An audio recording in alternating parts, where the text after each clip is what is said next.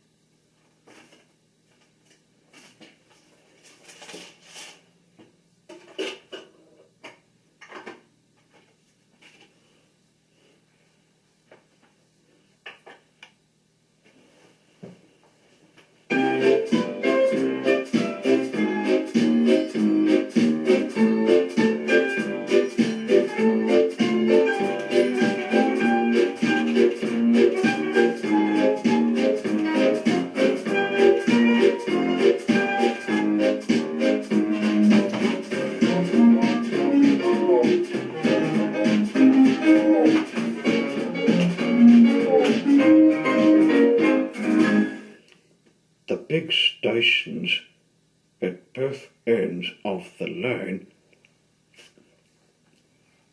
each have a turntable.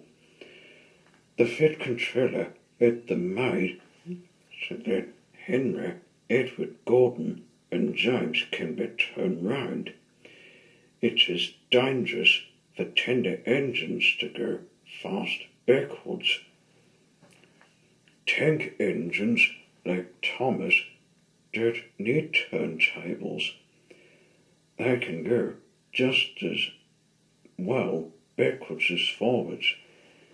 But if you had heard Gordon talking a short while ago, you would have thought that the Fed controller had given him a tender just to show how important he was. You don't understand it, Sir Thomas, said Gordon. Your tender engines have a position to keep up. You haven't a tender, and that makes a difference. It doesn't matter where you go, but you're important, and for the Fed controller to make us some trucks, fetch cutters and go on some of those dirty sidings. It's not the proper thing. And Gordon puffed away in a dignified manner. Thomas chuckled and went off with Anna and Clarbell. Arrived at the terminus, Gordon waited till all the passengers had got out. Then, groaning and grumbling, he shunted the coaches to another platform. Disgraceful, disgraceful, he asked. She ran backwards to the turntable. Shh, shh, shh, shh, shh. The turntable is an ever windy place close to the sea. It was only just big and it was only just big enough for Gordon, but the strong wind was likely blowing him about. It seems to be strange. He's trying to keep his balance, but if he was not on it just right, he put it out of balance and made it difficult to turn. Today, Gordon was in a rather bad temper. He was feeling a bit cross, and the wind kept on blowing fastly. His driver tried to make him stop in the right place,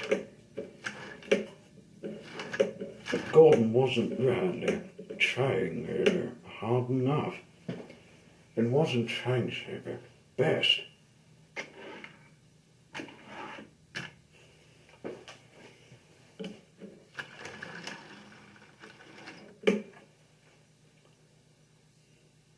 At last, the Gordon's driver gave it up. The fireman tried to turn the handle, but Gordon's weight and the strong wind prevented him. "It's no good," they said at last. "Your tender upsets the balance." "Now, if you're a nice tank engine, you'll be all right. Now you'll have to pull the next train backwards." And that made Gordon feel ever cross, doing something ever silly. Gordon came to the platform. Some little boys shouted, "Come on, quick, there's a new engine, a new tank engine." "What is," they said, and they came near. "It's in there." Gordon back to front. This made Gordon ever cross indeed, and hissed immensely. He puffed to the junction. "Hello," called Thomas, "playing tank engines. Sensible engine. Take my advice. Scrap your tender and have a nice bunker."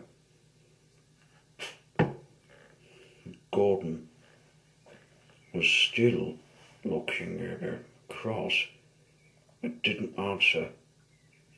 Even James laughed when he saw him. "Take her," said Gordon. "Miss Gordon, you might stick too." "Her," chuckled James. "I'm not so fat as you."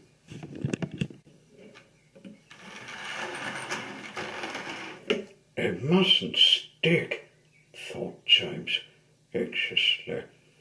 She ran on to the turntable later. He stopped on just the right place to balance the table. It could now swing ever easily and ever fine. His fireman turned the handle. James turned much too easily. The wind puffed him round like a top. He couldn't stop. At last the wind died down, and James stopped turning, but not before Gordon had been turned on to the loop line. I'd seen him. Well, he said, "You playing round the boats?" Perked James, feeling quite giddy and sick, rode off to the shed without saying a word.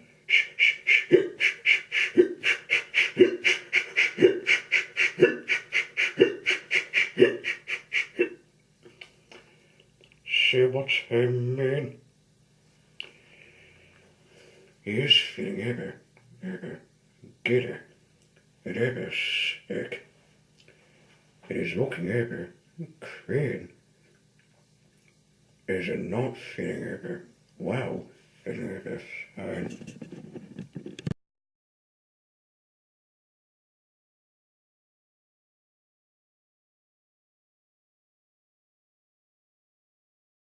Now, later that night, the three engines had an indignation meeting. It's shameful to attend to engines like this. Gordon did most of the talking. Henry gets horse drenched by elephants, and Gordon has to go backwards, and people think he's a tank engine. James spins round like a top, and everyone laughs at us, and added to that, a fat controller makes us some dirty sightings. "Ugh," said all three engines together.